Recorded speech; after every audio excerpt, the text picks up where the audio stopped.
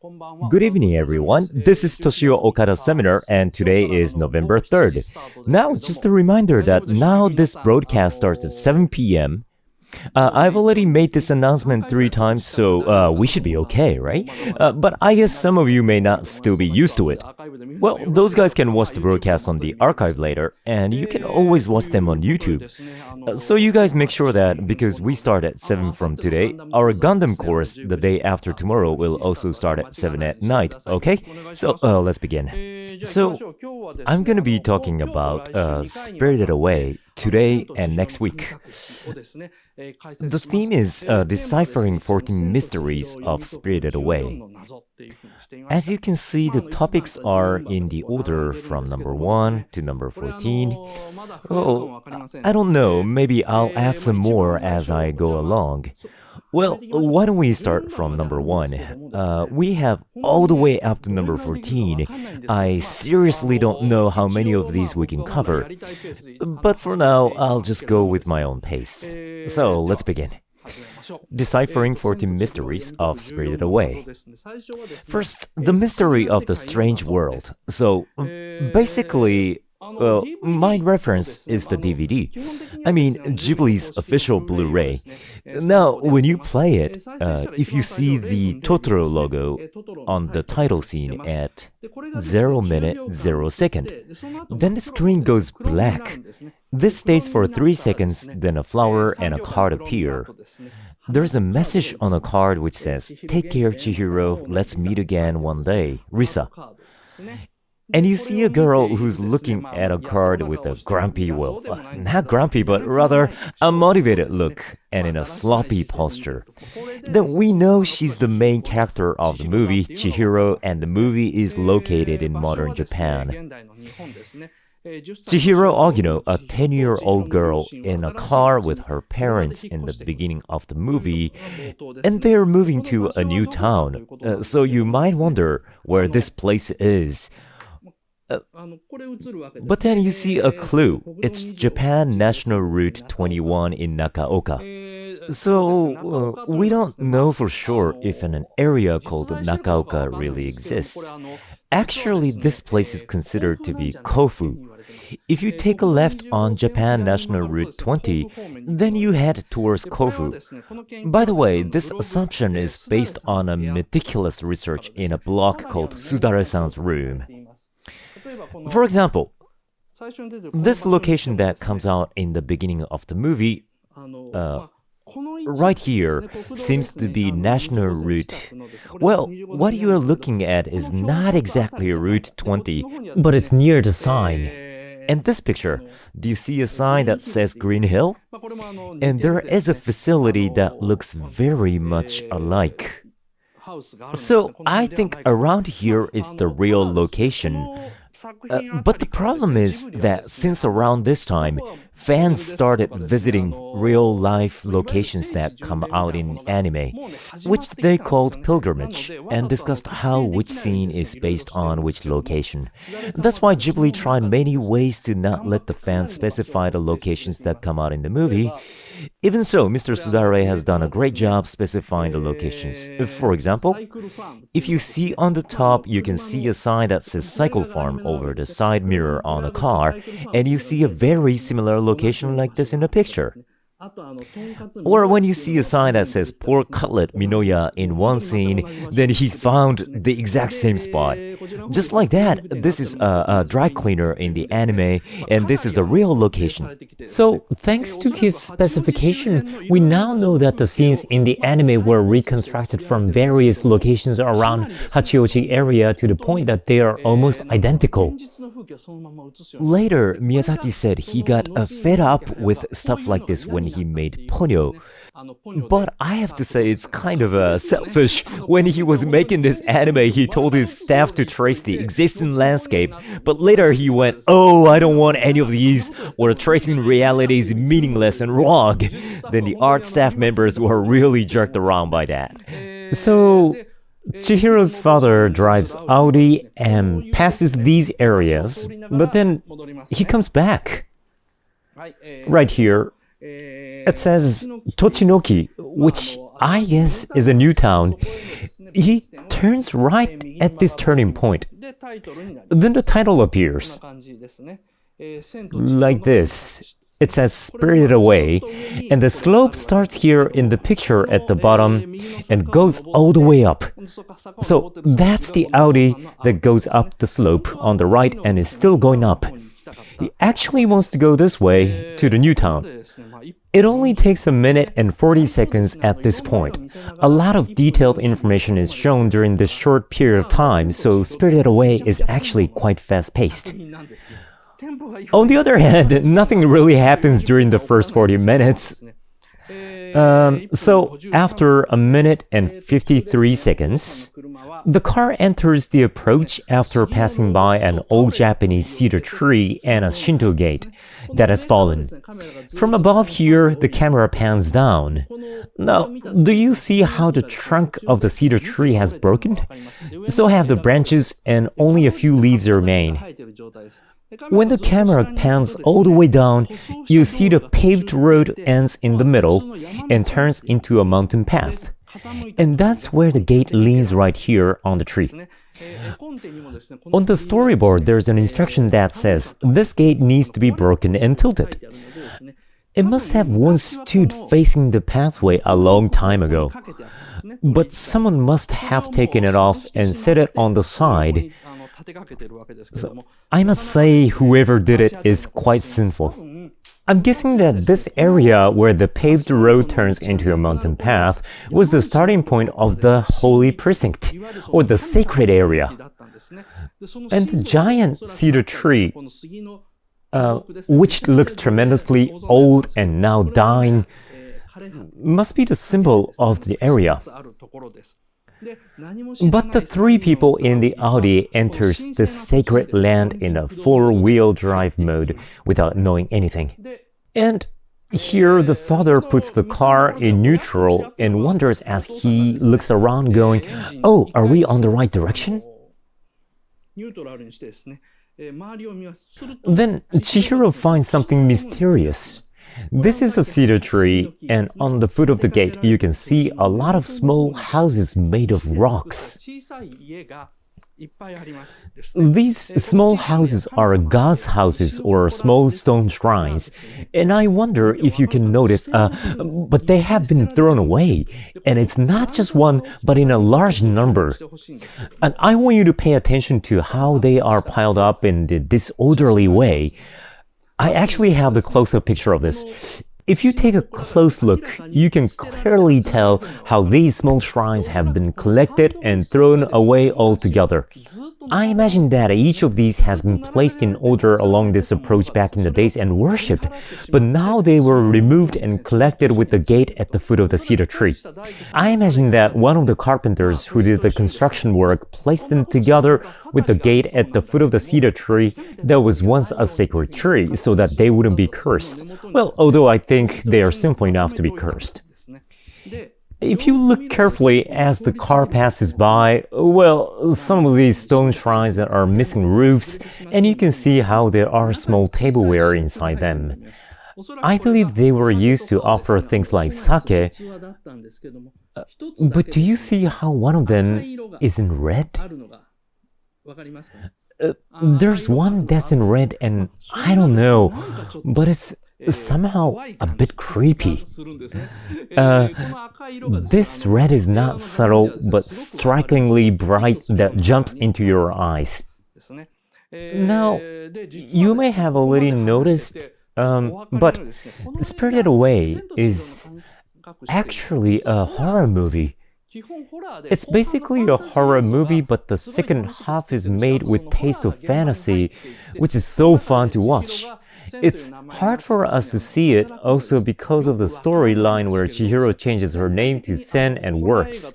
But at least for the first 30 minutes of the movie until the part where Chihiro meets Yubaba is pretty straightforward horror. So, how should we see this scene?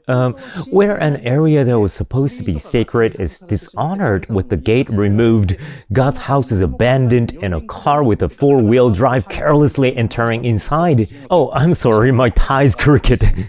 How about this? Well, I'm telling a scary story, so maybe that's why. So the storyline and the depiction here are structured so similarly to a type of Hollywood movie where a family, without knowing, moves into a cursed land owned by Native Americans. As for Chihiro, she has just left her last school but hasn't transferred to a new one. Belonging to nowhere means she's unsettled, like a god without a house. She can enter this mysterious and sacred world because she's put under the same circumstance as the gods who are unsettled as their stone shrines have been destroyed. There's a classic setting in horror movies. That is, you can't enter into a cursed area unless you share something in common with the curse. In this movie, the entire family is unsettled. They're in the middle of moving, plus, well, I'll explain this more next week, but they are in the middle of a family crisis. That's why the three of them somehow look fallen apart, but that's how they also qualify to enter this world. The family crisis part may be a bit hard to understand, so I will explain to you step by step next week. Anyway, that's how they end up entering the God's land by mistake. Okay, here. So...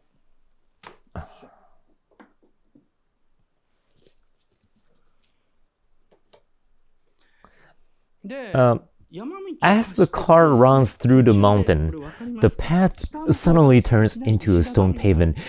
It turns into a stone pavement and the car shakes and rattles. I mean, this is a mountain path. And the fact the path becomes a stone pavement means that it is important enough for people in the past to lay the pavement. It's in the middle of a mountain, and the stone pavement is so much older than the, say, Edo period, so that indicates how sacred this path is. Even castles rarely lay stone pavement around them, so having one is a sign that they are entering into such sacred land. But the father doesn't notice it and drives the car in a furious speed. On the storyboard, there's a comment that says the mom is used to the dad's reckless driving. That's why she doesn't change her facial expression. But for Chihiro, it was the first time to see her dad drive like that, so she's so surprised. And suddenly a tunnel shows up in front of them. And in front of the tunnel, there's something called sekijin, which is like a doll in a shape of a human. Those stone figures are typically excavated from ancient Japanese tombs in the northern part of Kyushu Prefecture. And you can tell that this sacred area has been developed quite a long time ago.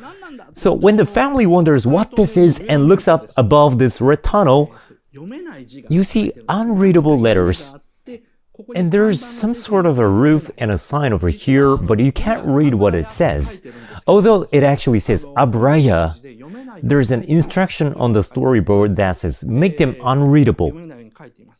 So what continues from here is a theme park with a hot spring facility that's built before the economic bubble burst. But there's no real hot spring. I mean, because there's no spring source. Abraya in the movie boils regular water with a charcoal kiln instead of natural hot spring, so it's a fake spa, but they still claim that it's Hot Spring Village. I'll explain this more in details as they get to the town.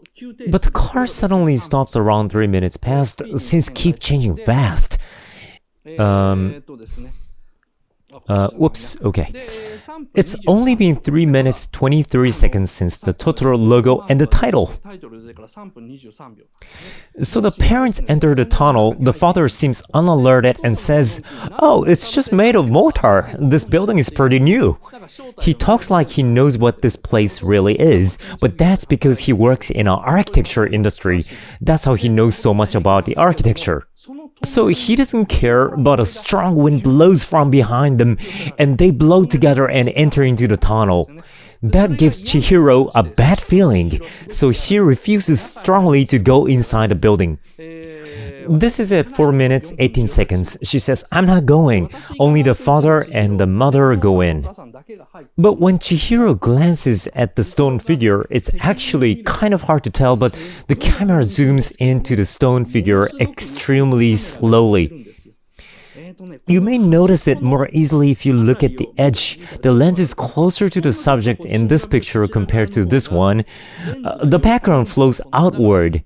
It's so subtle, but the scene is so carefully depicted with such a slow tracking shot where the camera gets closer to the figure. Chihiro's mind is captivated by it, and she's having a bad feeling. This is only a 2-second cut, so you can't really tell what's going on. By the way, there was originally a setting that this stone figure turns into a frog at night and spouts water from its mouth. But later they omitted the setting thinking that they would be going too far. But there is a scene where another stone figure spouts water from its mouth. So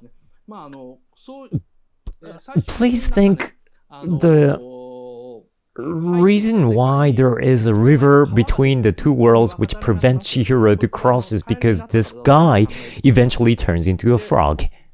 So that's how they enter the building. Chihiro has a bad feeling, but still she ends up going inside. This is a scene where the father and the mother go inside a tunnel for the first time. The mortar wall is painted in red. This is a scene at the end. This is almost at the last scene. The family is coming back from the other world. Here, you see the same tunnel, but the stone figure has turned it into a mere boulder, and the wall is a stone wall that is covered by trees. They aren't exactly the same tunnels in the beginning and at the end. So before they enter the tunnel, they're already being tricked. They have already entered the other world. So the mysterious world doesn't start when they come out of the tunnel, but before they enter it.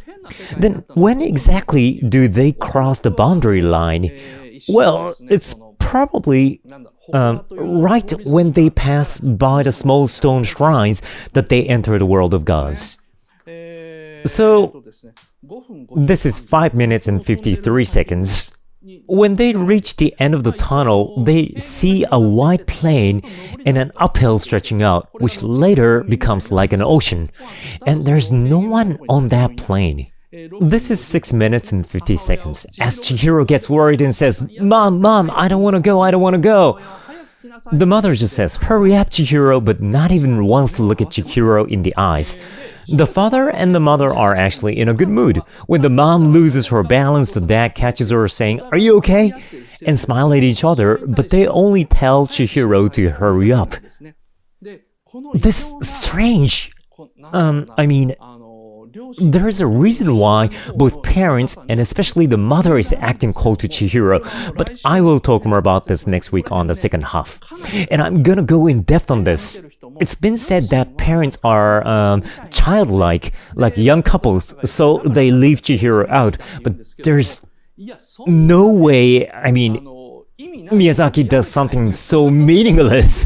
I'll talk more about this next week. So after they leave the tunnel at 7 minutes and 38 seconds, they see a very strange scene spread out. They get to this point in 7 minutes and 38 seconds. It's even faster than some Hollywood movies. So you see these creepy billboards in the shape of an eye, which remind me of the manga of Yoshiharu Tsuge. Then as the camera pans down, you see the father and the mother and Chiharu. Chisato. No, it's Chihiro. So Chihiro follows up the stairs. I really can't get the name right. So this unmanned entertainment district spreads out. And this area is in between the real world and the illusionary world.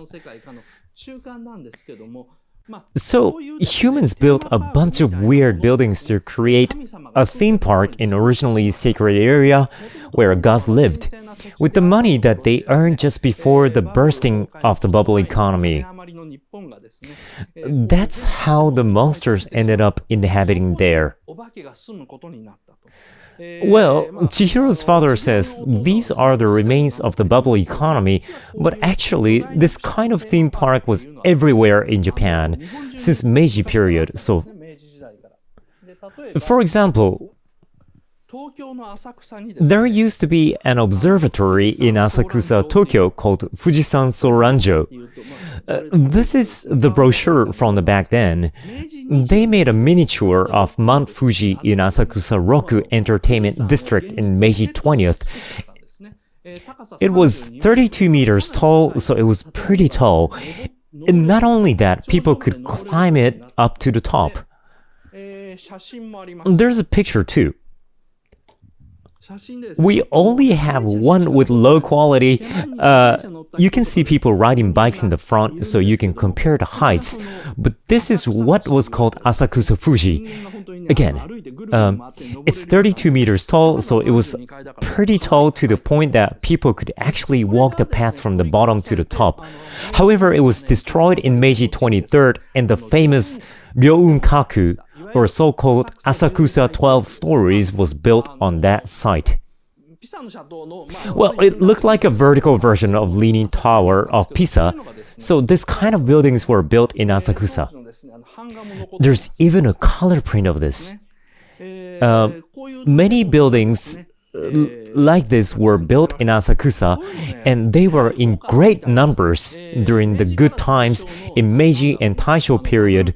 There were many famous leisure facilities like Keiyokaku Yuen, Kagetsu Yuenchi, and Togetsu-en. There was also a garden called Okuyama Fuke in Asakusa, which was called a department store of shrines and temples with all kinds of Shinto gods and Buddha available to worship. These kinds of places appear in novels written by Rampo Edogawa, such as Strange Tale of Panorama Island and Ghost Tower. Rampo wrote different novels with similar plots where people built theme parks during an economic bubble between the end of Meiji period to Taisho period that insult gods, or should I say ignore their sanctitude, which triggers a series of mysterious incidents. Well, if any of you want to know more about this, I'll talk a bit more as I show some reference. Well, what I want to point out here is that Spirited Away is set in an abandoned theme park where ghosts settle in. So there are some similarities. So at 9 minutes, Chihiro's parents, I keep saying her name wrong. While her parents eat the food feverishly, Chihiro has a bad feeling, so she leaves the parents and walks around the town. So, it's this scene. She's walking the town. An empty downtown extends endlessly. There are lanterns that are later lit up beautifully. What I like here is that composition where Chihiro stands at the corner of the screen. Also, pay attention to where the shadow is. There are the buildings that are right above, or they tilt slightly as the sunlight shines in. These details foreshadow the scary events that happens later, so every detail has a meaning. Chihiro is put on the opposite side of the shadow intentionally to say that it's still right outside and nothing has happened yet, but something will happen soon. And in fact, the story does get scarier and scarier from here and on.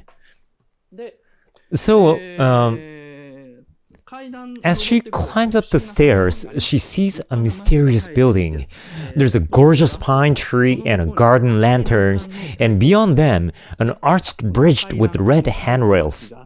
And beyond that arched bridge is a gigantic bathhouse named Abraya. Well, the red arched bridge is built for a practical reason as well, but it's made to follow a rule of Chinese thoughts of Shengxian, where any place mountain wizards live has an arched bridge for visitors to cross so they can enter a different world. The rich people back in old days in Japan built Japanese gardens, but despite the names, they were supposed to be sacred lands of gods where Chinese mountains wizards would live. That's how each of those gardens had a miniature version of arched bridges. So this one in the picture is a huge version of it. And beyond that, you see some magnificent structure. At 11 minutes and 15 seconds, Chihiro tries to cross the bridge, but she's not supposed to because across the bridge is God's land. But regardless, she tries to go to the other side. Then a boy named Haku, dressed in white, appears and says, "Go back! You can't go any farther."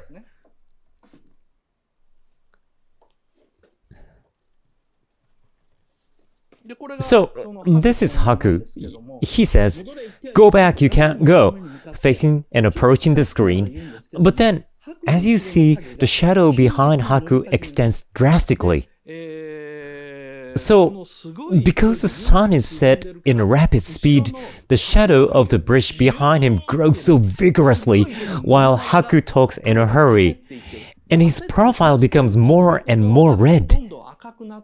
The red sky is spreading out and the shadow grows horizontally longer and longer. This is what you see in a vampire movie. The scenes is so horrific. The scene also shows how fast time passes in the world Abraya exists in, which is the world of gods and wizards.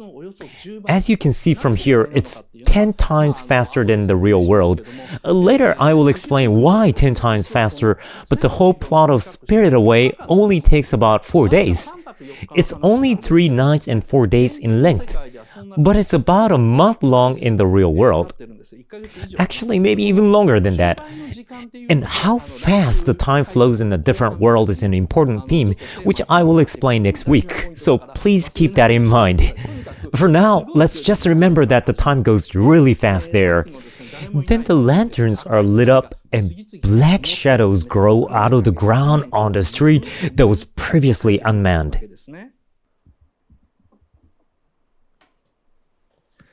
And Chihiro panics and tries to run back to the parents saying, "Dad, Mom!"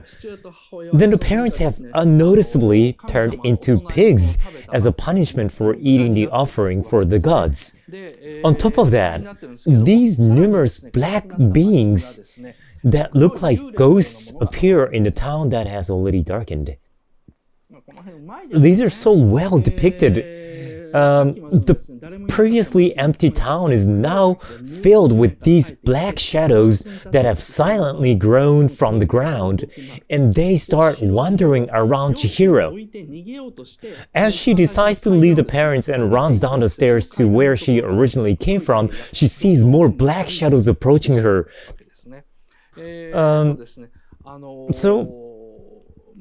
The taste of the movie becomes more and more like a horror movie. However, when she descends the stairs, she notices that the white plain has turned into water. The tunnel which she has walked through is now far away, and there are city lights beyond the tunnel. Between them is a large body of water, like an ocean. Now she can't return home. This scene shows hopelessness, but it's also beautiful. It also shows how Miyazaki doesn't just explain things, but rather show them visually. Chihiro says, "It's all lie, disappear, disappear." Then her body starts becoming translucent. Then a tremendously gorgeous and luxurious fairy appears. And from that fairy, a lot of strange monsters come ashore. But Chihiro also sees them through her translucent hands. The scene depicts two different situations. One is that Chihiro is in fear as she realizes her body is vanishing. The other is that through those hands she finds the glimmering fairy. The two circumstances of what is happening to her and around her are being visualized simultaneously in one frame, so I can't say how well this scene is shot. It's not explanatory but more suspenseful, which makes the viewers curious to see what will happen next. The storyboarding in this scene is a true masterwork. Now, when the fairy arrives at the shore, gods come out. Now, it's a characteristic of Japanese gods that they are invisible. They don't possess appearances. I think I've explained this before, but let's take an example of Namahage in Akita Prefecture. People cover their virtual gods with masks and straw capes to pretend that's how they look like, knowing that essentially gods are shapeless. This idea is close to the worshipping of spirits in Southeast Asia. That's why the English title of this movie is Spirited Away. It means that these beings that you see in the movie are closer to spirits and gods. You can't see their bodies, so the only things you can see are the masks that they wear. However, those spirits in the movie become more and more substantial and visible to Chihiro as they come ashore, even though they aren't supposed to be. So this world is in a realm that is between the real world where the humans live and the world of gods. So the monsters come ashore one after another, but Chihiro at this point just think of them as monsters, not gods. Chihiro freezes in fear. Then Haku, that handsome boy, arrives and lets her eat food from this world. She needs to eat something that belongs to this world or she disappears. When she eats it, her body finally goes back to normal. After that, Haku takes Chihiro to the side of Abraya and tells her that she needs to go see Kamaji, who is in the boiler room, and ask him for a job. Because whoever doesn't work here is turned into an animal by Yubaba, a witch who rules Abraya. It's only 60 minutes up to this point. They are so dense and made with aesthetics of horror movies. But Miyazaki made it just slightly less scary so the kids could watch. All the necessary essences are still there, though. For example, the parents do what they mustn't do without listening to Chihiro's warnings. Chihiro enters a place even though she senses danger. And like in vampire movies, the day turns into the night in a furious speed as the sun that was so bright up in the sky suddenly sets. Then these strange beings appear on the dark street. These amazing scenes unfold one after another without an interval in such short time. This is really the best horror movie sequence in the world. But not many people see this movie as a horror movie. So, one of the 14 mysteries that we cover tonight is about a mystery of this mysterious world. So, what is this world? It's one of the theme parks built by arrogant humans on ancient sacred places during the period of bubble economy. On top of that, this theme park was destroyed and the entire facility was turned into a haunted house. So that's what this mysterious world is. The situation resembles the one in Shining. It's like their haunted house made so much bigger in scale. That's why people don't realize that it's a horror movie. They think that it's a fantasy. What really makes the intro of this movie so entertaining is that it's got the taste of a horror movie like Shining with scary scenes and a haunted house, but it's hard to tell because the audience starts sympathizing with the ghost as the story proceeds and the protagonist starts working with them. So the main plot is about a girl who gets stuck in the world and can't get out. The parents turn into pigs and her body starts vanishing as well, so the movie starts as a great horror movie, then it starts shifting towards a fantasy movie. This movie actually got the concept of shifting from a horror to a fantasy from somewhere else. Where did that come from? Well, I'll talk about it in the next segment. Oh my god, no time to read comments. It's already 35 minutes? The free part isn't over yet. Pretty tough. Well, let me have some water. There's so much to cover.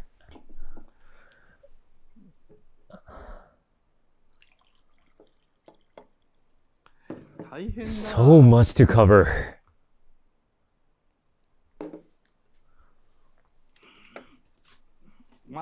Well, it's still gonna be a free broadcast. Good for you guys. Well, for me, I wanted to finish this in 30 minutes. Next, we'll get to the mystery of Yubaba. I definitely wanted to talk about this part during the first half. Yubaba is so misconceived by the regular audience, which just disappoints me, because audience basically understands things through lines. That's how they distinguish good and bad people. To them, Yubaba is bad and cruel, while Zeniba, who Chihiro gets on the train to go meet, good. That happens because the audience only pays attention to what the characters say. I mean, for example, Chihiro hugs her and says, "Thank you, Grandma," so the audience gets tricked. But no way! Zeniba is 100 times scarier than Yubaba, which I'll talk more next week. Yubaba is a witch, which makes her originally a human. Well, she has a huge face and also transforms into a bird, but those are her magics. She has many subordinates like frogs and slug-looking women working for her at a bathhouse called Abraya. But some say this place is actually a good standing company, as there's a popular tweet on Twitter. She's a witch with a great talent for management who gives a chance to anyone motivated to work, treats newcomers equally, praises good performances, and repels unreasonable guests by herself. And by the way, about her repelling unreasonable guests, it says Dragon Ball on the storyboard for the scene where Yubaba shoots Kamehameha at No Face. You see how the creators are being playful in spirited way. There are actually many scenes with this kind of jokes, especially associated with Yubaba because her Kamehameha attack doesn't work on Noteface, and instead, he sprinkles mud on her and gets her covered by mud from head to toe, but the audience doesn't really find it funny because she's depicted as a horrific figure, so people don't see her as a funny person. Isao Takahata, another Ghibli director, was being sarcastic about this. He said, "This movie has more movements compared to the Castle of Cagliostro," but no one laughed. But there are many jokes. I personally think a line like, "The nonsense has got to stop," is it's a good line. Another Twitter post says, "Abraya provides a great working environment for sleeping workers as they are supplied with the uniforms, spare clothes, and meals. They just flip wooden tags instead of punching time cards, so they are flexible. They can easily take days off with good reasons and do things like temporarily sneaking out of work without getting scolded, as long as they follow the basic rules. So it's good standing company." What's funny is that, although it was later omitted, when Kamaji and Chihiro purged the spell, there was a long conversation. Kamaji says, "That stamp is horrifying. That stamp makes people become slaves of witches." But when Chihiro says, "I thought everyone was working as slaves and I've become one of them," Kamaji says, "We are authentic laborers. We chose to work here. It's our freedom to stay or leave because we've kept our name secret to the witch." So they work by contract. I mean, it's a real shame that this conversation got omitted because it indicates that Yubaba does not dominate the employees but hire them. This shows how much self-esteem she has about herself. She does all these to protect her idealized self-image. Even so, she has some shortcomings. That is, she just loves people too much. That's her problem. She has too much sympathy towards the ones she loves to the point that she can't let them go. For example, she dotes on that gigantic baby called Bo. Well, that's kind of obvious. But even ones like Haku and Chihiro, Yubaba actually likes them more than we think. She says some nasty things to them, but she also acknowledges them. For example, Chihiro goes to see Zeniba and apologizes to her. But when Yubaba finds that out, she becomes furious and says, "What?" And then goes, "Kill her parents, kill and eat those pigs." But that's basically because she has too much love towards her. Once she likes them, she can't let them leave her. If they do, she can't accept it. Meanwhile, she says Haku is useless. Once he's injured and tells her subordinates to throw him away, but there's a reason for that. She actually loves whoever is capable and beneficial for her, but once they are no longer useful or they leave her, she suddenly hates them extremely or tries to get rid of them. That's what kind of person she is. She's actually too human. She's not beautiful for sure, but she's lovable.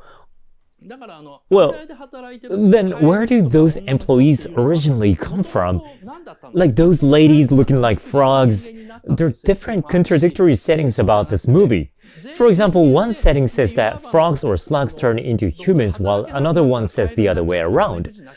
That's because Miyazaki told different settings every time he spoke to the animators. So there's no one officially consistent setting. One thing to note is that Yubaba employs frogs and slugs. They originally had the same name in Japan back in the days. There's a field of study in natural history in ancient Japan called Honsogaku, or herbalism. It's spelled Hon, meaning real, and So, meaning grass, and Gaku, which means to learn. In this field, creatures are categorized into humans, beasts, birds, and fish. But all living things except humans, beasts, birds, and fish are considered bugs. So, for example, snakes are considered bugs. Because of that, there's a type of snakes called mamushi that has the word mushi or insect in its name. So any small-sized animals are categorized as bugs, such as lizards or spiders. So Yubaba is a person who loves bugs. She's like a princess who loves bugs. In one word, that's Nausicaa. Yubaba is a person like Nausicaa, but not only that, she treats her colleagues equally and respects contracts, which also makes her Lady Eboshi. So Yubaba is a tyrant version of Eboshi from Princess Mononoke. She was originally like Nausicaa, but as she grew, she had to start making rules for the community and keep them. It worked while everyone was equal, or while she was still young. But as she got older, some sort of passion, which she managed to control when she was younger, went out of control, which turned her into a tyrant. That's why I say Yubaba is the tyrant version of Eboshi. I'm guessing that Yubaba was once more intelligent and humane, but now she got obsessed with the people or treasures she fell in love with, then eventually lost humanity that she used to have, then started being hated or feared. Or you can say that she's the future of Dola from Castle in the Sky. But above all, Yubaba is probably the reflection of how Miyazaki sees Toshio Suzuki, the Ghibli producer. Or maybe she's Miyazaki himself, because they're both famous for patronizing their staff they like, but acting cold to those who leave them. Now, let's finish up the mystery of Yubaba. She's the final stage of the heroines of Ghibli anime. Miyazaki usually portrays his heroines as good girls like Shita when they are young, but they eventually start having inner passions like Nausicaa, then becomes a good leader like Eboshi, then a greedy woman like Dora, then finally ends up becoming a tyrant like Yubaba who can't control her own desires and love towards her people. These are the images of the heroines in Miyazaki's films, and they're connected in a cycle. We think if they're young, then they stay young eternally. For example, Sheeta is always the same Sheeta, and Clarice is always the same Clarice. But in Miyazaki's minds, his characters always grow. That's why they age. That's how Miyazaki often says that in Princess Mononoke, My Neighbor Totoro, Satsuki and Mei are already over 30 years old. So they're old ladies now. But it's interesting to know how the characters evolve like this. Yubaba has a strong sense of justice and takes good care of her people. When she goes to extreme though, she starts loving them or relying on them too much, then she ends up being skeptical about them. Then she feels lonely, then eventually turns into a tyrant. So that's the evolution theory of heroines to Miyazaki. I've talked for 45 minutes. The free part ends here. Let's go to the questionnaire. In the second half, I think we can do 2 more of the 14 mysteries. But doing all 14 in 2 weeks, I think it's going to be tough. Next week, I'll talk about how Spirited Away can be very scary. The last half of the 14 mysteries are going to be a bit scary. We'll get to that next week and talk about Zeniba, Haku, and finally, I'll explain why Haku says don't look back. It's quite astonishing. Now, can I see the results? Okay, thank you. So, yeah, it's gonna get pretty scary. Well, okay, now let's... Oh wait, I just saw someone write on a comment, prostitute theory or a whorehouse theory. Well, I'll talk about that next week. Well, what I can tell you right now is that I think those are fake theories fabricated by Miyazaki, who thought by leaking theories like that, then the critics would be misled into thinking, oh, Abraya is like a brothel. In fact, Miyazaki was correct about how so many people got tricked by him. But there's no way that he talks about a theme so easily if he really had that as the real theme for his work. Well, I'll probably talk more about that next week. How about that? So, now, let's finish the free broadcast. Please switch to the limited part now. Thank you for watching until the end. I am the most famous Otaku King in Japan, Otaking Toshio Okada. I started planning to talk overseas about animations and movies popular in Japan in English.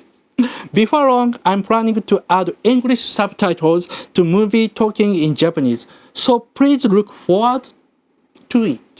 If you ask a question in this comment field of this video, maybe I will talk about comments as a theme. We welcome the people who are interested in the forefront of Japanese otaku culture, and those who want to hear stories of interesting animations and movies. So please subscribe our channel. If there is good relation, I will get better and I will do my best. Thanks.